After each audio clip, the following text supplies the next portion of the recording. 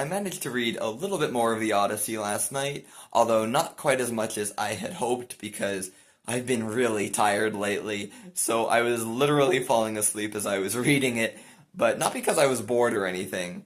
Um, In any case, I managed to get up to book 12. Odysseus is still telling his massive backstory here to the Phaeacians. This is the backstory where we get all the famous stuff from the Odyssey, like the Cyclops and the Sirens, etc., etc. So the books that I covered last night got us to the island of Circe and the land of the dead. One thing I did not remember is how long they stay with Circe after Odysseus goes in and saves his men from being transformed into pigs and forgetting their journey.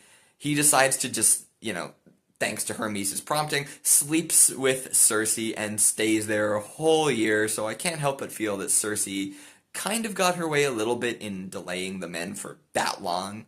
But then right as they're about to depart, we finally get some humor. One of the men is shit-faced drunk and he realizes everyone's leaving, so he bolts headlong right out of the tower and falls down to his death. And then a little bit later, we see him again, his spirit at the land of the dead, and he's just like, I'm dead. Anyway, Circe tells them to go to the land of the dead so that they can get some answers that'll help Odysseus later on. And I love the men's reaction to this. They just fall to the ground crying and kicking and screaming like, not the land of the dead! They're like children throwing a tantrum. This is something I've noticed in my whole read of Homer's work here, where, today masculinity is associated with being stoic and being very reserved in your emotions. But here, all of the men really wear their emotions on their sleeves. Sometimes it's warranted, like when they tragically lose a loved one, but other times it comes off as very silly. And then, when they're in the land of the dead, Odysseus summons all of these spirits, including this guy from the Theban plays.